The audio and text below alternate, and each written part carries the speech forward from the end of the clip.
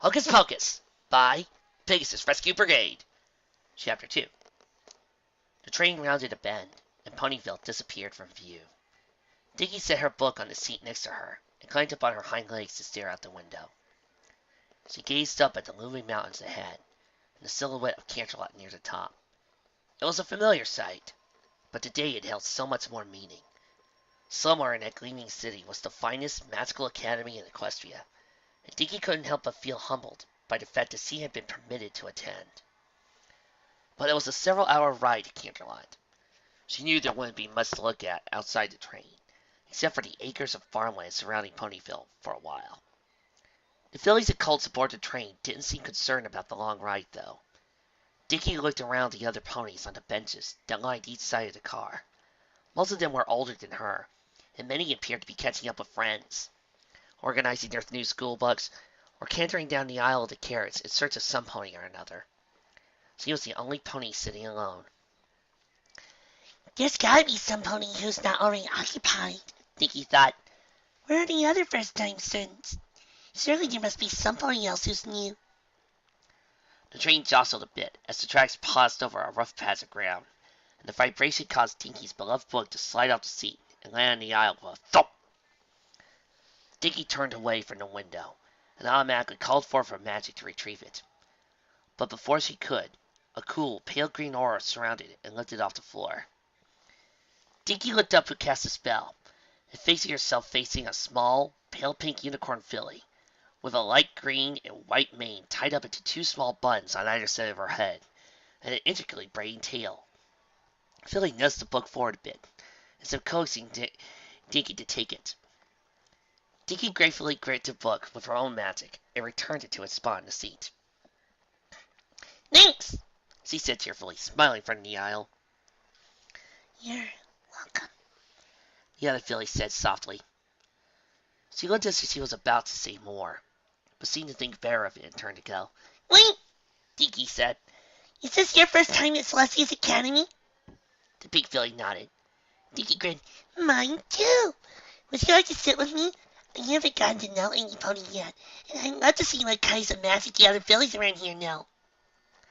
The filly in the aisle smiled and opened her mouth to reply, but once again seemed to second-guess herself. After a moment, she closed it again and bit her lip nervously. I can't. I've gotta go. Rather abruptly, the other filly turned her tail and trotted briskly down the aisle. She disappeared through the door and into the train car next, before Dinky could say anything else. Dinky pouted. Well, that didn't work, she thought glumly. What did I do wrong? She seemed nice enough, but then she just...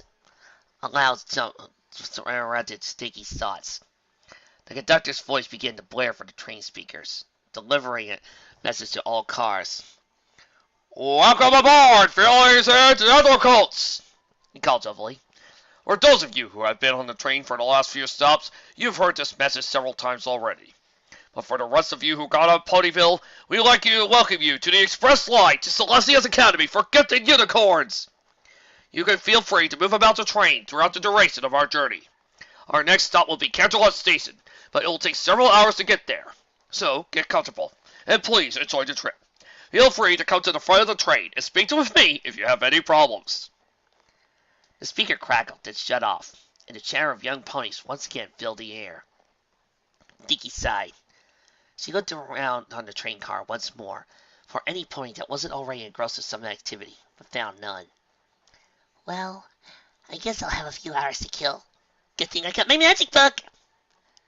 The filly flipped open the battered old guide, open to a random page, and began to review the simple spells.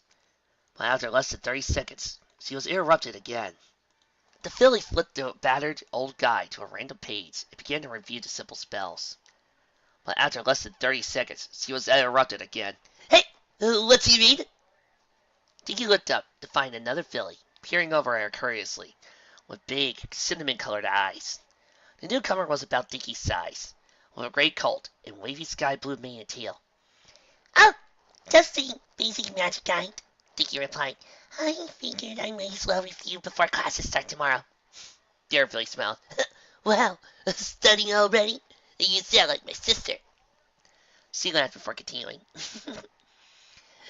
Anyway, I've been hanging out in the other car since I boarded a few towns back. I couldn't take it anymore, though. There are a bunch of colts in there that have been laughing and yelling and carrying on for hours. The gray filly rolled her eyes, remembering the commotion. I'm fine with a little excitement, but you gotta draw the line somewhere, right? She asked. Dinky giggled. Believe me, I know how cults can be, she said. We had some pretty excitable ones back at my old school. There was a brief pause. So... The gray filly continued cautiously, shuffling a hoof awkwardly on the carpet. Is it all right if I sit here with you instead? The rest of the train's pretty full. Dinky's eyes lit up. Of course! I was looking for some pony to talk to anyway. It's my first year. I haven't really met any pony yet. It's my first year, too? The other filly replied. I don't really know any pony either. I mean, my sister attended the academy, but she graduated last year, as did all her friends. So, I'm on my own.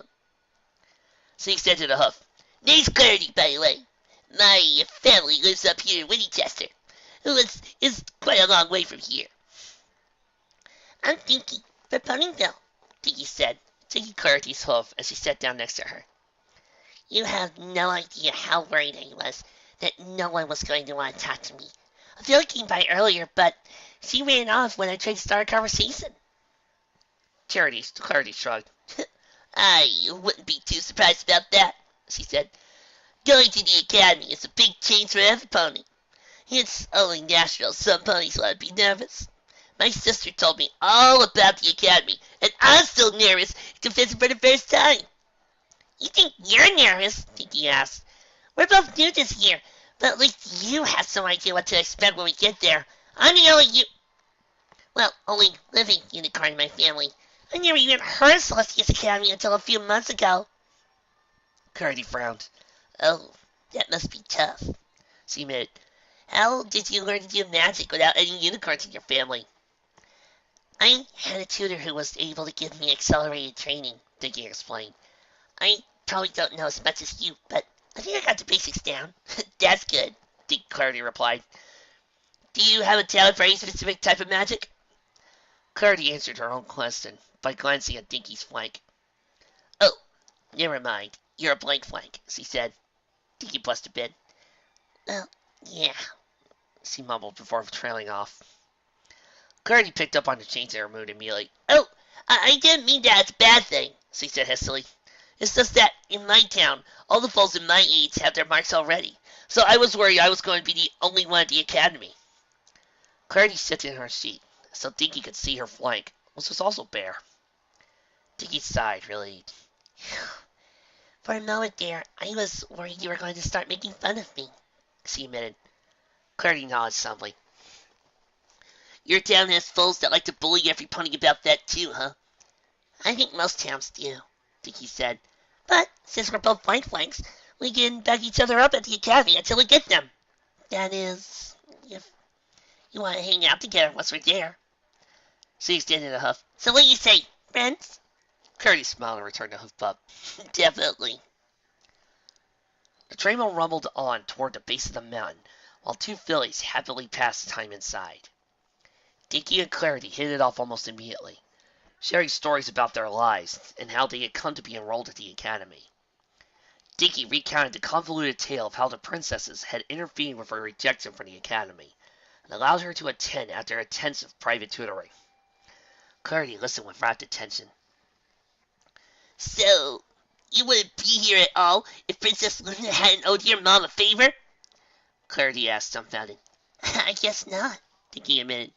My tutor insists that I'm prepared for the academy, but I really don't know any magic beyond what most average unicorns do. That's probably why I don't have any cutie mark yet. Makes sense, Clarity replied. You don't know what you're good at yet, so there's no reason for you to be worried about not having your cutie mark. Dinky the filly pouted a bit. I wish I could say the same about me, she continued, but I already have a notable talent. Yet, for some reason, I still don't have my cutie mark. Really? What is it you're good at? Dinky asked her. It's a pretty specific skill, Clarity answered. I have a real knack for detecting illusory magic. Illusory magic? Dinky parroted. I don't think I've learned any of that yet. It's a really diverse field of spellcasting, Clarity explained. Every pony in my town is a unicorn, so I've been exposed to at least a basic version of most types of magic at one time or another. My parents know how to create illusions, and my sister is really good at it. Trixie likes this mirror. Dinky, learn from her. Befriend her. Keep her close. But none of them can ever fool me. It's really unusual. I can almost always tell if some pony or some pony's appearance is being altered by magic. Once, I even caught my sister trying to sneak up on me, even though she was using her magic to turn herself totally invisible. Dinky laughed. That's quite a skill. Then you have another talent that's even more awesome now. Clarity glanced slyly.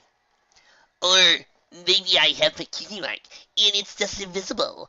That would make sense, right? But shouldn't you be able to see it if it's your talent? Oh, please, don't remind me of that nightmare. It's okay, Slee. I'm never letting you go. Not ever. Yeah, you see right here. Clarity glanced slyly. Good point.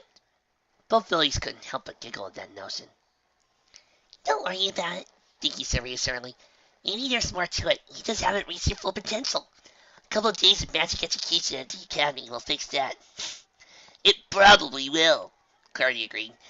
Even living with a family of unicorns, I can only learn a fraction of magic that we're going to learn at school.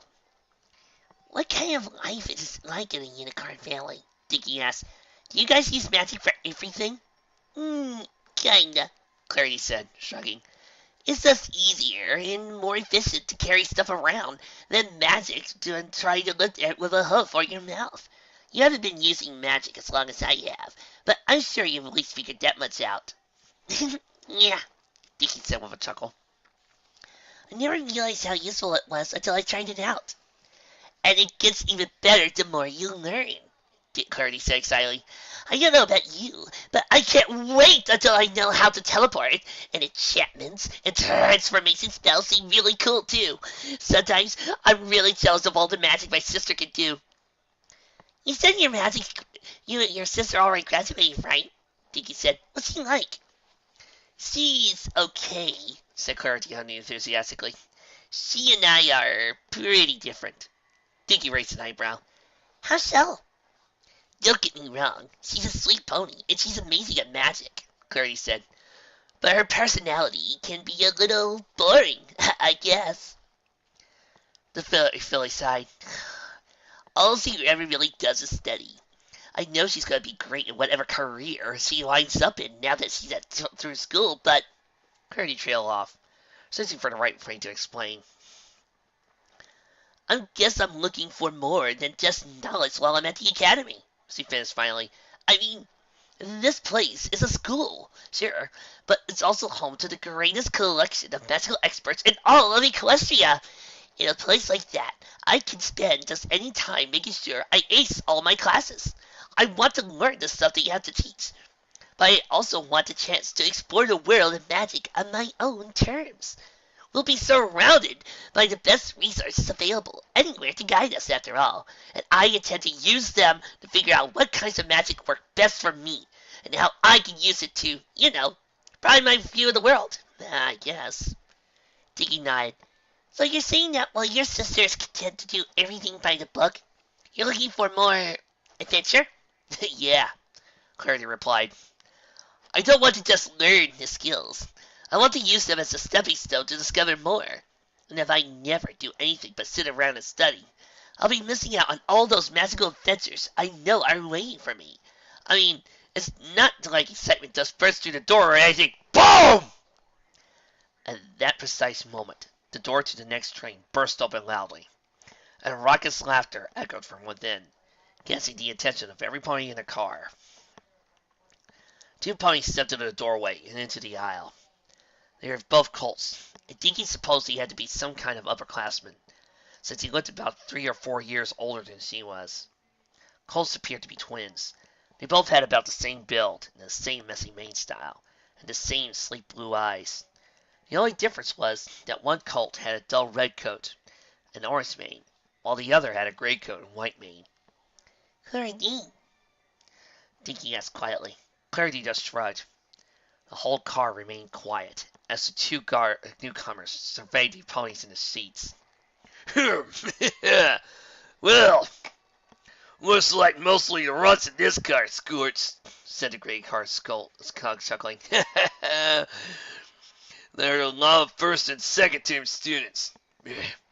Guess that means we should give them our little introduction. The reddest unicorn grinned. They're just a bunch of fools, Frosty, he replied. Don't want to scare them too bad. We just gotta make sure they're very clear on who they're dealing with. The two older colts took a few steps forward until they stood the near center of the car, only a few forwards away from where Clarity and Dinky sat. Every pony else watched them, with expressions ranging from curious to angry to fearful. All right, folks, listen up, the red unicorn said loudly. I'm Scorps, and this is my brother Frosty. But those of you who aren't first-term students, probably know us as the Frostfile Twins. Dinky peered over the top of her seat back and examined Scorch and Frosty's cutie marks, which were, rather appropriately, a campfire and a snowflake, respectively. Now, we'll lay this out in black and white for all you newbies, Frosty continued condescendingly. Scorch and I are experts in combat magic. We're easily the most powerful unicorns at this school, now that we're in the highest class. And we're not going to take any back talk for any pony. Scorch laughed in agreement. Unless some pony's stupid enough to think they can beat us in a duel, that is.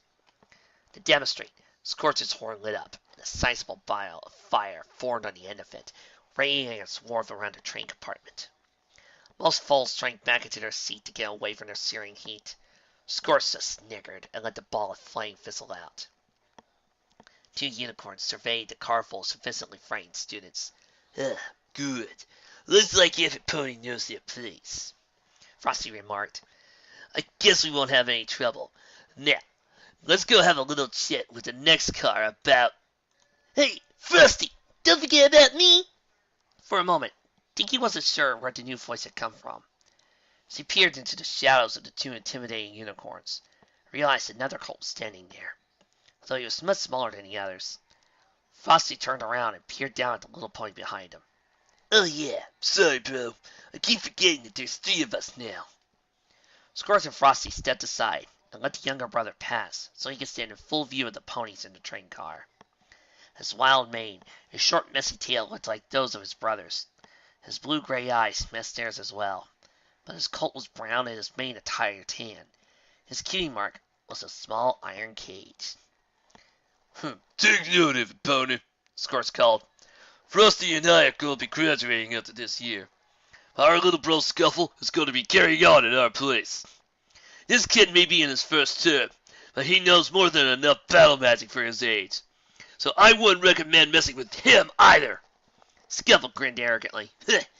You guys don't need to be bothered with keeping first-time foes in line this year, he said. I'll be able to handle these sorry little squirts to myself. Clarity rolled her eyes. Ugh. This is bad, she whispered to Dinky. Oh, we're not even at the school yet, and already we have the bullies to deal about. Scuffle heard the fillies mumbling in the fierce silence of the car. He turned around and tried over to the pair of seats where Dinky and Clarity were sitting. What was that? He asked confrontationally, pointing his front hose in his seat. Do you have something to say to me? Clarity trailed off, as he and Dinky sat back against the wall of the car. Frosty laughed. Look at them panicking at that. He chortled. Atta boy, Scuffle. You show him who's boss. Well, Scuffle asked loudly, what's it you want to say? Come on, spit it out. Scuffle's smirk only grew larger as his prey failed to respond. Nothing, huh? That's what I thought, he said finally. I'm a little smaller than Scorch and Frosty, but you still have to be pretty stupid to talk back to. Scuffle's words caught in his throat as he was suddenly engulfed in a roar of brilliant purple magic, which yanked him off the filly's seat and into the aisle. He landed with a thump, but quickly scrambled to his host and scurried over to stand by his brothers before returning to face his assailant.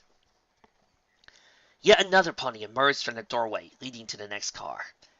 This time it was an older filly, likely the same age as the Frostfire twins. She had a pinkish purple coat, and a mane and tail in two darker shades of purple. 3 gems composed her cutie mark. The older filly simply stood in the doorway, giving the 3 fillies an instant glare. Scarce rolled his eyes. "Oh, look! Sparkle's here to ruin the fun," he said flatly. "That's right," the young mare said, clearly not intimidated in the slightest by the bullies. "You 3 have caused enough trouble already today, and we haven't even arrived at the academy yet. Now, get back in the other car and leave the new students alone." "You can't make us," said Frosty defiantly. "You know darn well I can," Sparkle replied acidly.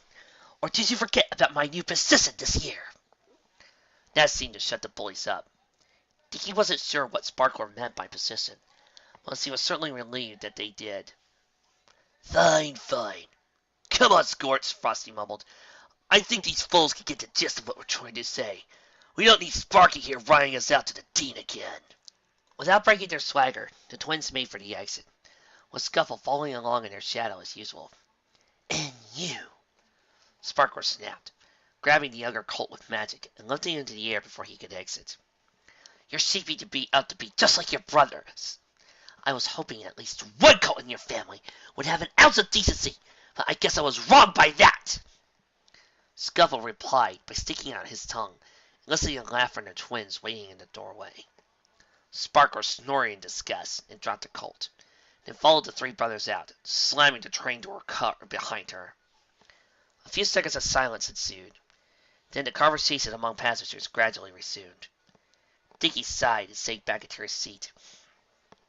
"Well, now we know who to avoid at school," Clarity observed, taking back her original position next to Dinky. "Now that I think about it, I think my sister has mentioned those twins once or twice, but she never really had a problem with them." "I think those 2 are more likely to bother with older ponies," Dinky said. "I'd be more worried about Scuffle, honestly." She shook her head. "But look at us, getting all worked out over a couple of bullies. We're far further than that. The academy is a lot bigger than the train is. We can figure out where to hang out and who to hang out with if we want to avoid ponies like that." She pointed to the silhouette of Canterlot, only a little further up the mountainside. "Besides, we have more important things to think about. It looks like we're almost here." Late afternoon sun reflected off the shimmering spires and the majestic buildings of the capital city.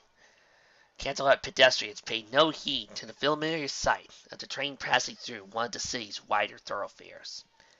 Inside the train, however, the mood was anything but humdrum. Many of the younger colts and fillies had never had the privilege to visit the royal city. The grandeur was having an effect. Dinky had been to Canterlot several times, since Ponyville was only a few hours away, so the novelty of the visit had worn off for her. The same could not be said for Clarity. The great filly was standing on her hind legs, pressing her face against the window pane as she peered out at the towering white buildings and ornate decorations.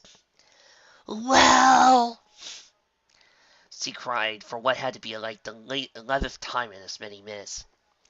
"this place is even more amazing than I was expecting. I can't imagine what it's like to live here." "It's pretty cool compared to Ponyville," Dinky admitted, looking up at the towers with their colorful canonical tops, all displaying flags or gold sculptures. "My magic tutor used to live here. She told me lots of neat stuff about this place. Did you know that some of these buildings have been here since before Ponyville was even founded, but they still look brand new? There's some kind of enchantment on the whole city to keep it looking beautiful all year round." The fillies peered out the window at dozens of extravagant shops and fine restaurants. There was no doubt that Center City Camelot was the pinnacle of equestrian high society. "There's the castle!" Clarity squealed. Look at that place! It's huge! I bet the princesses are inside here right now, getting ready for the opening ceremonies at the academy tonight! The princesses are going to be at the ceremony? Dinky asked, slightly surprised. Clarity rolled her eyes. Ugh, it's called Celestia's Academy, she pointed out, punting back a chuckle. Who did you think was going to be there for the start of the term? I guess I hadn't thought about it, Dinky admitted. Suddenly, the wheels began to screech, and the train started to slow down. Camelot Station!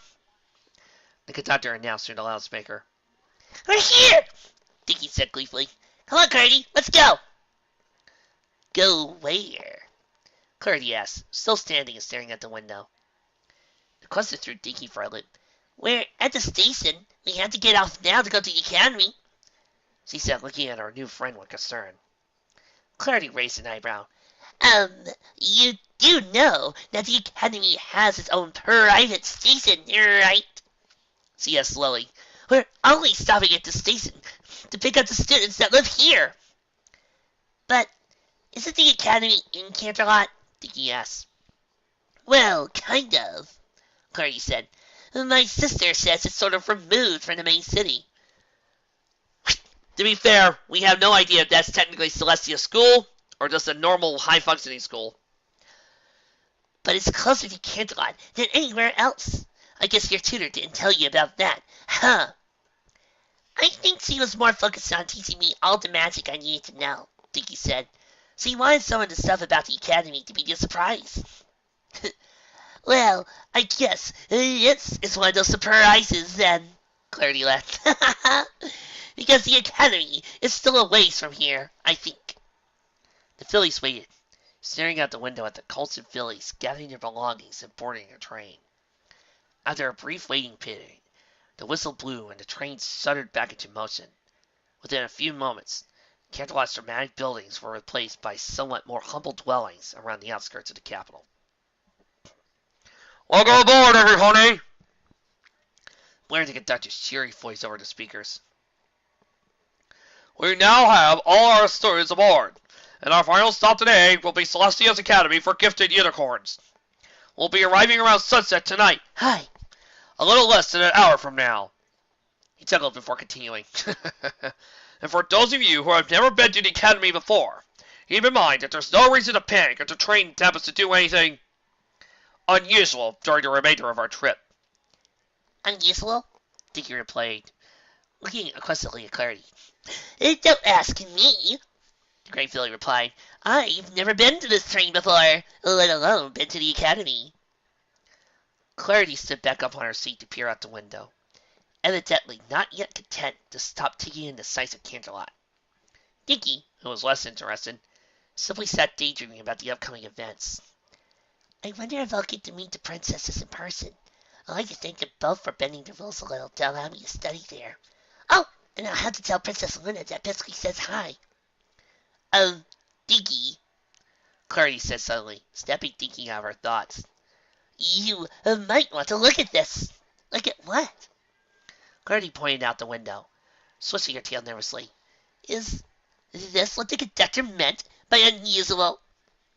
Dinky stood up on her hind legs and looked outside. For a moment, she didn't see the problem. Everything outside the train seemed pretty normal. When she glanced toward the horizon, however, the source of concern became clear. At the end of the promontory, upon which Canterlot was perched on as a sheer cliff, over the edge was a near vertical mountainside stretching 1,000 pony lengths or more to the peak's base. The train tracks ran right up to the edge of the deadly drop before stopping abruptly, and the train was barreling right towards the precipice, only a few seconds from careening off. Seriously, the geography of Canterlot's effed up. What? Dinky gasped. We're gonna be smashed right over the edge of these precipice? The other students in the car seemed to be noticing the impending disaster as well, and began to panic. A few older students, however, watched the startled foals with casual amusement. The conductor said everything will be fine, Clarity said, but her voice contradicted her words. "I sure hope he knew what he was talking about!" There was no time left to act. The two fillies hopped back down into their seats and braced themselves as the train charged right off the cliff. Dinky noted with immediate relief that there was no sensation of falling to one's grim demise. Cautiously stood back up to see what had happened. For a few moments, she was quite confused. The train continued to chug merrily along, despite the fact that there was no longer any track, or ground for that matter, beneath its wheels. She looked more closely and realized what was happening. Smooth bars of yellow light supported the wheels instead. Clarity's head poked curiously up, so she could investigate as well. She stared down into the deep gorge below, was threatening to swallow the train if the light beneath its wheels were to falter. "Magic tracks?" she asked, awestruck. That is so cool." Dinky was quite aware of the potential for a long drop into a deadly rocky canyon below. Decided cool was not the first word she could have chosen. Then again, Clarity had said that she wanted to seek out adventure, so it was natural that she be excited by this sort of thing. Clarity noticed Dinky's less than thrilled look. "What's wrong?" She asked. "We're not going to fall. The tracks are probably made of the same kind of spell used for forming barriers and stuff. Perfectly solid." While that was true, it didn't make the sensation of being suspended thousands of feet above the ground any less uncomfortable. Dinky slipped back into her seat and tried very hard to pretend the train was still moving along solid ground, leaving her new friend to continue marveling as the train made its way around the mountainside. "I think living in a place where magic is used for just about everything is going to take some getting used to." Right around the time that the sun dropped low enough in the sky to touch the horizon, the train suddenly bounced, and it began to rumble rhythmically once again, indicating the wheels had finally returned to the tracks made of steel and wood. The magical causeway had carried its passengers to a small rocky outcrop on a mountain neighboring the one that once held Canterlot. The ledge was wide, but unremarkable. "Attention passengers!" called the conductor. "Please prepare to disembark. We'll be arriving at the academy within a few minutes." Dinky stared out the window, but there was no sign of any building that could be the academy, or, for that matter, any civilization at all. After a moment, the train turned sharply to the left and carried the students into a tunnel in the mountainside. Darkness engulfed the whole train.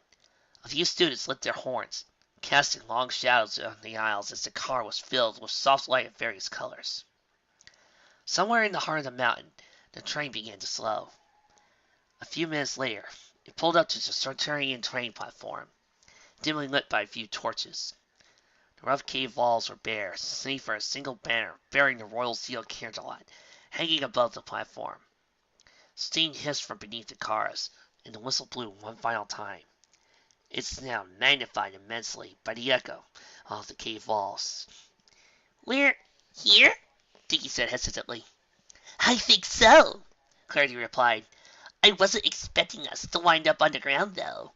Let's just follow the other students and see what happens." Clarity hopped off the seat and stared down the aisle. Dinky grabbed her book of magic and followed her friend. Polly's exiting cars further toward the front of the train were already trotting up a walkway that slanted steadily upwards from the platform.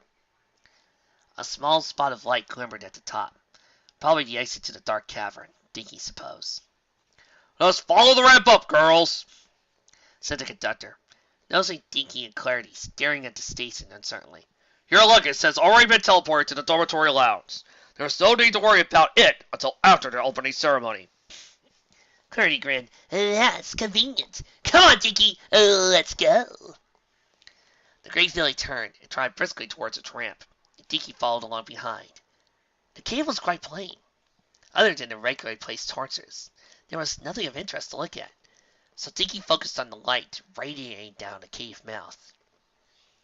Clarity appeared to be practically bursting with anticipation, and Dinky soon found herself panting as she jogged past some of the slower-moving students to keep up with her eager companion. A few minutes later, both fillies burst into the balcony at the top of the ramp. Dinky's mouth dropped open as she took in her first view of Celestia's Academy for Gifted Unicorns. The rays of the setting sun illuminated a wide, roughly rectangular valley carved out of the side of the mountain. The balcony on which the filly stood was high up on one of the shorter sides of the rectangle. From there, a long, winding ramp sinks down the steep walls to the valley floor. And after that, proceeded towards the center of the valley, where an enormous, gleaming white castle stood. While not as tall as the castle in Canterlot, this one was certainly wider. The sprawling complex covered a huge portion of the valley. Towers and turrets of various heights and widths, all bedecked in purple and gold banners, covered the capital, rose above the main rest of the main structure.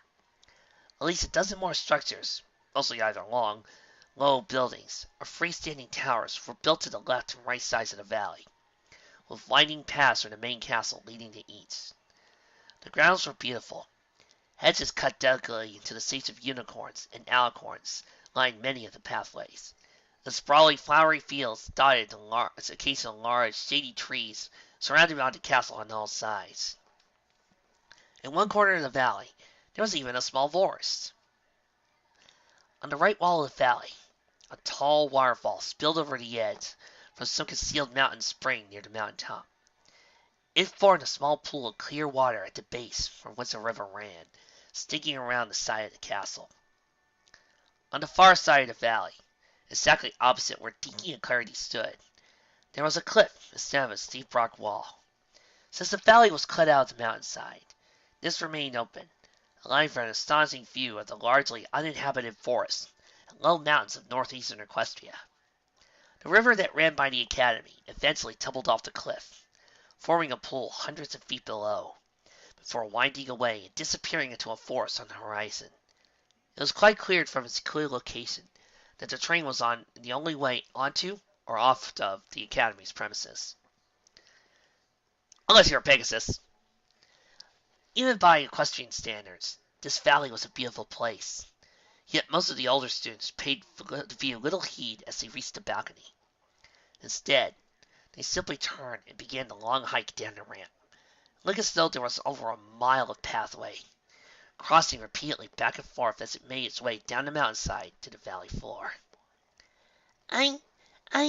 Dinky started. I don't know exactly what I was expecting the academy to look like, but I didn't think it'd be like this. And no wonder Sis always speaks so highly of this place, Clarity added, sounding quite awed. It's downright gorgeous! I think we should get going, Dinky said. Looks like it's a long walk down to the castle. Dinky turned away from the edge of the balcony and began to trot toward the ramp leading down the slope. She had only gone a few steps when she tripped on a stone, causing her to stagger sideways and crash into an unfortunate filly who happened to be emergency from the subterranean tunnel at the moment. Both fillies collapsed on the heap on the stones. Clarity ran over to him. Smooth, Dinky, She snickered. You two okay? I'm fine, I think, Dinky said, getting to her hose. So he turned to the other filly, still sprawled on the ground. I am so sorry, She apologized. Did I hurt you? All right. The other filly said slowly, standing up as well. Dinky looked her over as he got to her hose. Her accidental victim had a light pink coat, with green and white mane and pale green eyes. Wait, Dinky said, recognizing the other filly instantly. You're the filly I met right after I got on the train. Why did you run off? The pink filly froze up. Eyes started around, as if searching for some way to escape. I just had somewhere to be, She said weakly. Dinky blinked. Well, would you like to walk down to the academy with Clarity and me? We can love some more company. The pink filly seemed to deflate a bit. Gee, I liked you, she mumbled, but I walk awfully slow. I don't want to hold you too up. We're not in a hurry, Clarity chimed in.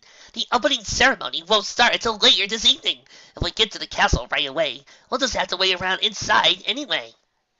The pink filly blinked, flattening her ears against her head nervously. Oh, well, It was becoming apparent that the nervous pony was trying to think of excuses. Please, I think I just need some quiet and fresh air for a few moments, She said finally.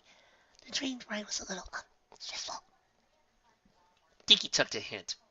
She shrugged and turned back to Clarity as the pink filly walked by herself. I guess she doesn't like us, Dinky concluded. She wants to be left alone. Let's leave her alone.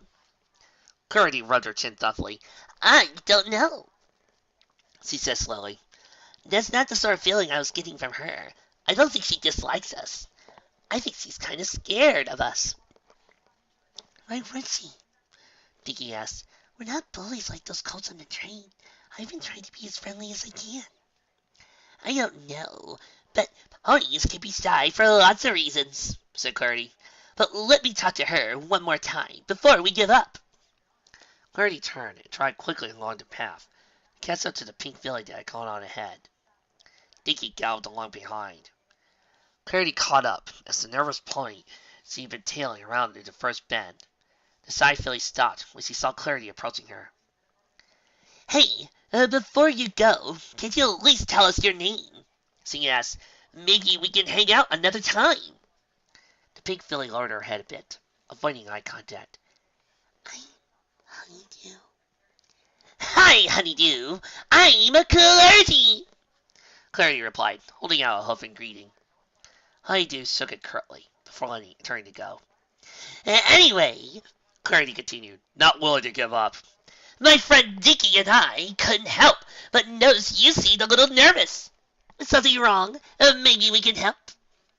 Honeydew bit her lip. Well, I was hoping I was still enough that you wouldn't notice. I guess it didn't work. The other fairly grinned. Not quite, she admitted.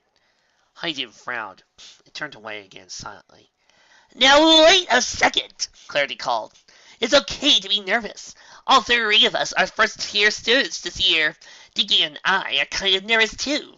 But staying by yourself all the time is only going to make things worse. Honeydew stopped and turned around, giving Clarity a puzzled look. Thank you for your concern, she said.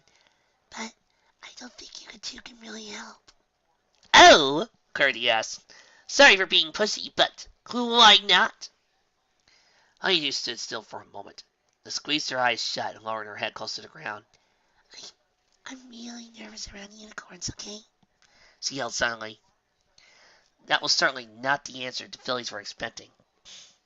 Honeydew shivered, her eyes still clenched tightly shut, as expecting to be laughed at. You're nervous around unicorns, Dinky said, stepping forward. But you are a unicorn. I know, Honeydew moaned, sounding thoroughly resigned. If I tell you why, will you please leave me alone? Okay, Clarity agreed. Come on, just walk for us with a little while, and we can talk about it. The three fillies began to trot slowly down the path. Honeydew acted as she had just been sentenced, and was being led away by her captors. Morosely, she recounted her story to the other two fillies. I'm just not used to being around unicorns much, she explained. See, I'm the only unicorn in my family, not just my immediate family. There isn't a single unicorn anywhere in our recorded ancestry. My parents, grandparents, aunts, uncles, and cousins are all earth ponies, and so are all the ponies that live nearby. Unicorns are such a rare sight in the farming town where I live, and the use of magic, well, it's almost a taboo subject. Trixie can see it in your eyes. You want to make a bad joke about infidelity, but Trixie assures you you do, and she will burn you. Then how in Equestria did you wind up here? Dinky asked. It's complicated, Honeydew mumbled. I originally had an inverted horn, but somebody pulled it out. The first time I used magic was years ago, and it was totally by accident. It was harvest time, and my father was out collecting fruit to the market. We grow lots of fruit on our farm, but the soil's not deep or rich enough for trees, so it's mostly berries and melons. I was just a little filly at the time, hearing the magic from my father as he plucked the strawberries off of one of our bigger bushes. She frowned.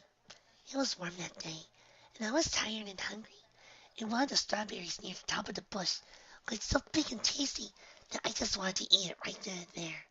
Suddenly, it was floating over to me. I was young at the time, and I didn't know any better, so I started plucking more strawberries right out the bush. But the bush shook so much that I disturbed a nest of bees. My father and I just barely made it inside, and all the strawberries we collected were left behind. By the time it was safe for Father to go back, they had all spoiled in the sun. My parents were embarrassed to have a unicorn daughter in the first place, and my using magic became the last straw.